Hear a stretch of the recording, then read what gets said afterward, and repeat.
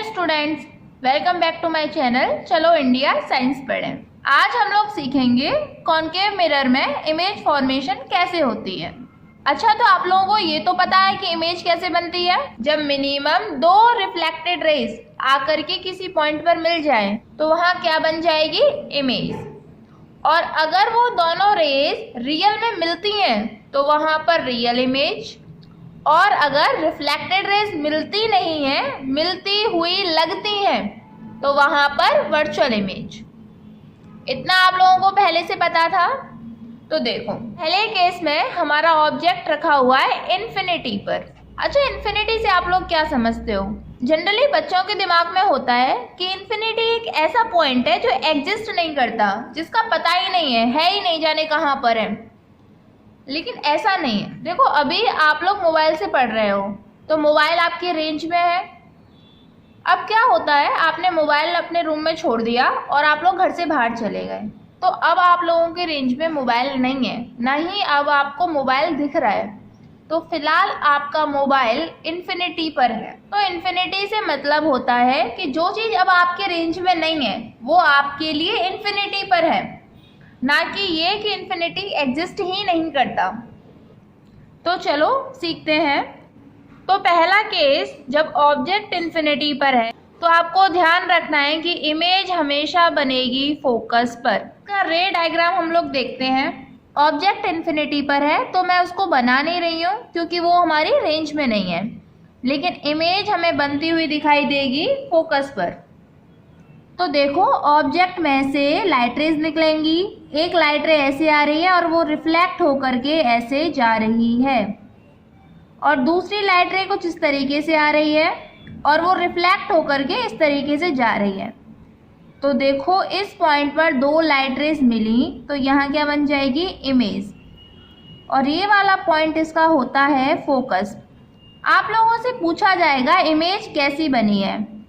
Image बनेगी focus पर और रियल बनेगी एंड इन्वर्टेड। रियल क्यों है? क्योंकि इस पॉइंट पर वास्तव में दो लाइट रेज मिली हैं, रियल। और अगर इमेज रियल होगी तो इन्वर्टेड भी होगी। और इस केस में इमेज बनती है हाईली डिमिनिश्ड, मतलब ऑब्जेक्ट से बहुत ज़्यादा छोटी, वेरी स्मॉलर देन ऑब्जेक्ट। अब नेक्स्ट केस देखो, ऑब्जेक्ट रखा हुआ है बियॉन्ड सी, मतलब सेंटर ऑफ कर्वेचर के कहीं पीछे। ये मान लो आपका ऑब्जेक्ट रखा हुआ है। इमेज इस केस में बनती है between centre of curvature and focus, यानी इन दोनों के बीच में कहीं इमेज बनेगी। तो देखो, बनाते हैं रे डायग्राम। ये लाइट रे आई, अभी कैसी है, पैरेलल, तो कहाँ से जाती हुई दिखाई देगी, फोकस से। रूल्स फॉलो करने हैं आप लोगों को। और मान लो एक और लाइट रे आई जो पास हो रही है सेंटर ऑफ कर्वेचर से, तो रिफ्लेक्ट भी हो जाएगी सेंटर ऑफ कर्वेचर पर ही। देखो, इस वाले पॉइंट पर दोनों लाइट रेज मिली हैं तो क्या बनेगी, इमेज। इमेज का नेचर आपसे पूछे तो real and inverted and smaller than object, diminished image बनती है।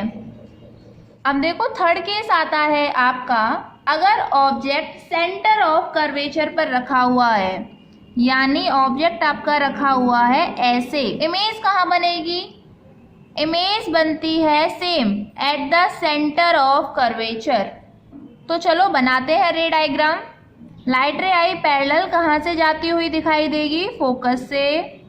और अगर फोकस से जा रही है दूसरी लाइट रे तो क्या हो जाएगी, पैरेलल, इस तरीके से।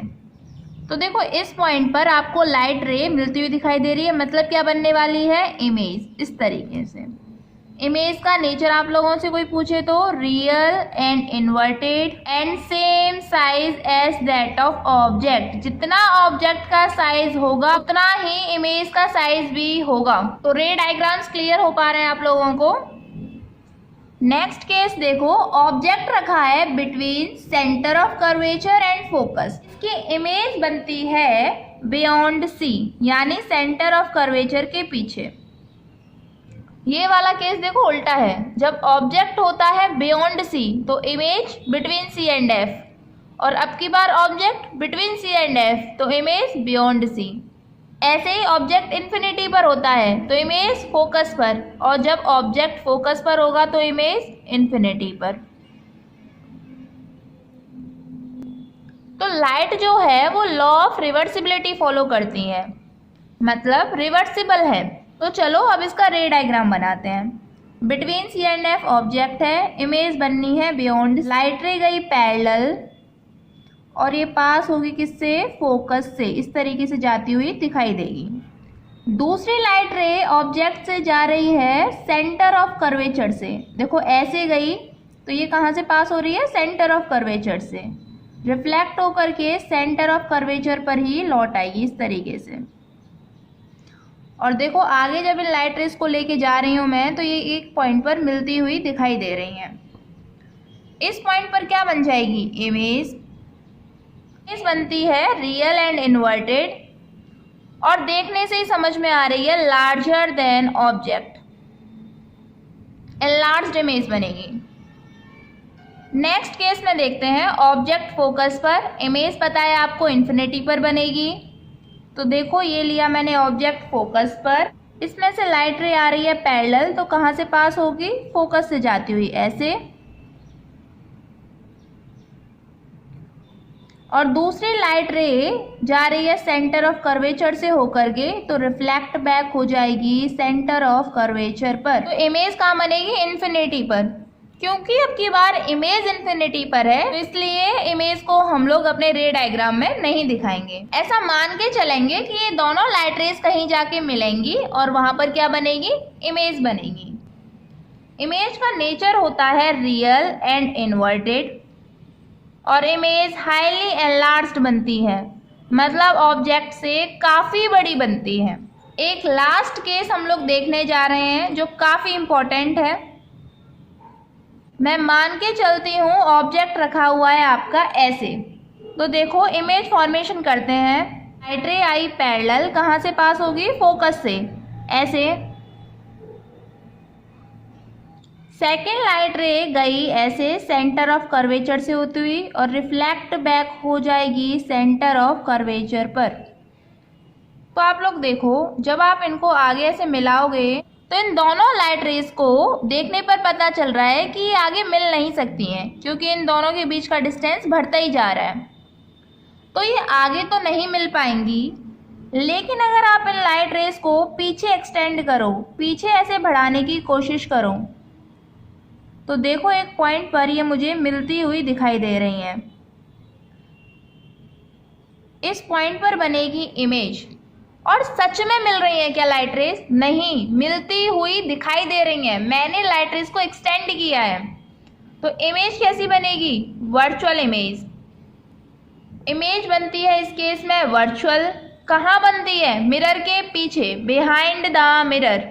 इसके अलावा वर्चुअल है और सीधी इमेज बनती है, तो इमेज है आपकी वर्चुअल एंड इरेक्ट। सीधी अभी तक कैसी इमेज बन रही थी, रियल और इन्वर्टेड, उल्टी इमेज बन रही थी, अब की बार इमेज सीधी बनी है। और इसका size larger than object, object से बड़ी बनती है। इमेज फॉर्मेशन के कई केसेस पढ़े, इसको जरा समराइज करते हैं, आप लोगों को कैसे याद रखना है। ये सब आप लोगों को पता होना चाहिए। ऑब्जेक्ट इन्फिनिटी पर है, इमेज बनेगी फोकस पर, कैसी बनती है, रियल, इन्वर्टेड, हाईली डिमिनिश्ड। अच्छा, रे डायग्राम्स बनाना ये आपको रटने की कोई ज़रूरत नहीं, अगर आप लोगों को पहले से पता है। Object between C and F है, इमेज बननी है बियॉन्ड सी, ऑब्जेक्ट बना लो, पहले से इमेज बना लो, रूल्स लगा करके उस पॉइंट पर लाइट रेस को मिला दो। इन डायग्राम्स को रटने की कोई ज़रूरत नहीं है, ना ही ये कोई स्टैंडर्ड तरीका है इमेज फॉर्मेशन के। आप किसी भी तरीके से इमेज बना सकते हो, बस ये ध्यान रखना कि रूल्स फॉलो होने चाहिए। अगर आप लाइट रे पैरेलल दिखा रहे हो तो वो फोकस से जानी चाहिए, इतना आप लोगों को ध्यान में रखना है बस। अच्छा, और एक चीज़ देखो, इसमें क्वेश्चन कैसे आ सकते हैं। आप लोगों ने सबसे पहले ऑब्जेक्ट कहाँ रखा हुआ था, इन्फिनिटी पर, इमेज फोकस पर, उसके बाद में आप लोग ऑब्जेक्ट लाए बियॉन्ड द सी, इमेज आई बिटवीन सी एंड एफ, फिर आप लोग ऑब्जेक्ट लाए एट द सी, इमेज भी आ गई सी पर। अब ऑब्जेक्ट आया between C and F, image गई बियॉन्ड सी। तो आप लोग सोचो, आप लोग ऑब्जेक्ट को ला रहे हो ऐसे टुवार्ड्स राइट साइड, और इमेज जा रही है टुवार्ड्स लेफ्ट साइड। दूसरा, जब आप लोग ऑब्जेक्ट को राइट साइड ला रहे हो तो इमेज लेफ्ट की तरफ जा रही है और बड़ी होती हुई चली जा रही है। होता है जब तक आपका ऑब्जेक्ट फोकस पे नहीं आ जाता, और फिर जैसे ही आप लोग ऑब्जेक्ट को फोकस और पोल के बीच में लाते हो, इमेज एकदम से behind the mirror virtual and erect बन जाती है। तो ये केसेस आपको याद रखने हैं। अगर आपको ये वाले केसेस याद होंगे तो आगे लेंस को समझने में भी बहुत आसानी होगी, क्योंकि सेम यही केस आगे लेंस में भी रिपीट होते हैं। तो चलो अब हम लोग देखते हैं uses of concave mirror. Concave mirror कहाँ कहाँ यूज होता है। कॉनकेव मिरर को यूज किया जाता है टॉर्चेस में, व्हीकल्स की हेडलाइट में,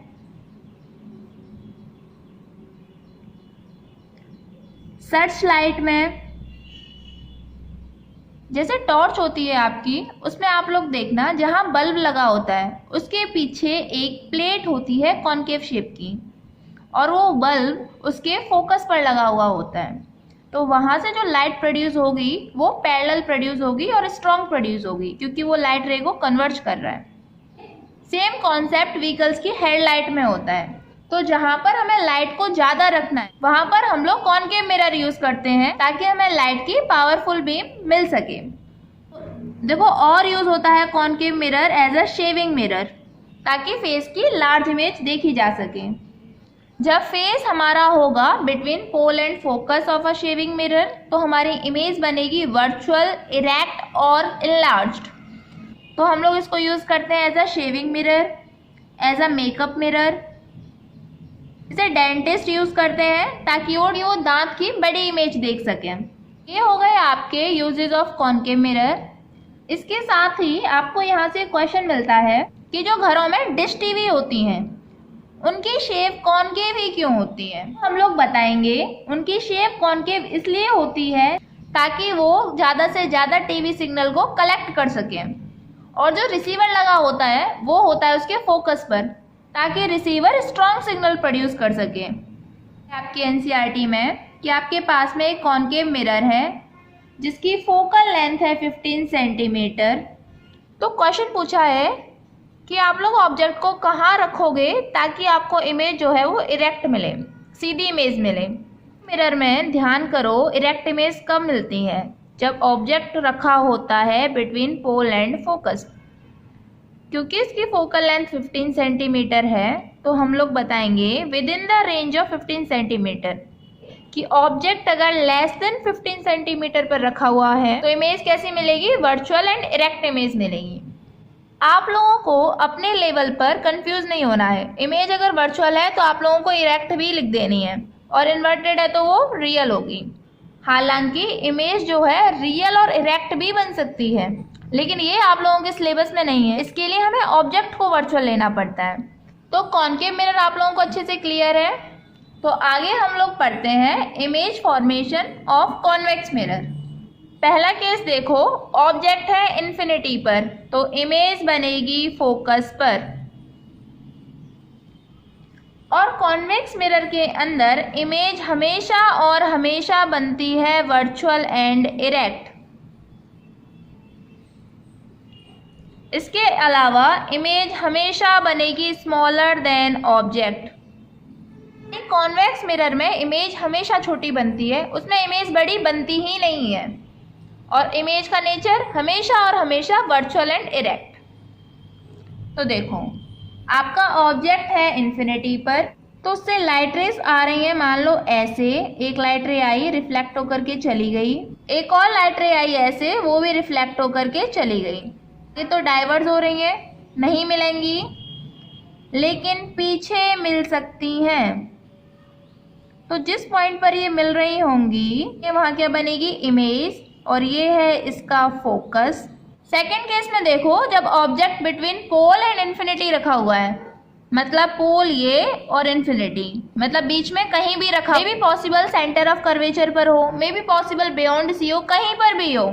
हर एक केस में इमेज नेचर आपको पता ही है, इमेज कैसी, वर्चुअल एंड डायरेक्ट, और ऑब्जेक्ट से बनेगी छोटी। तो आप रे डायग्राम बना सकते हो। मैंने ऐसे रैंडमली रख लिया है ऑब्जेक्ट को। ये लाइट रे है पैरेलल, तो कहाँ से डाइवर्ज हो रही होगी? फोकस से, यानी ये वाला जो पॉइंट होगा इसका वो क्या है? फोकस। एक लाइट रे ले ली मैंने ऐसे जो रिफ्लेक्ट हो रही है, तो अगर मैं इनको मिलाऊं, ये इस पॉइंट पर मिल रही हैं, यहाँ पर क्या बन गई? इमेज। ऑब्जेक्ट से छोटी है, वर्चुअल है और इरेक्ट है। कॉन्वेक्स मिरर के लिए सिर्फ ये 2 ही केसेस हैं।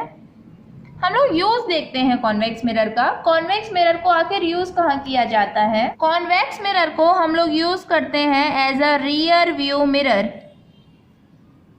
रियर व्यू मिरर क्या होता है?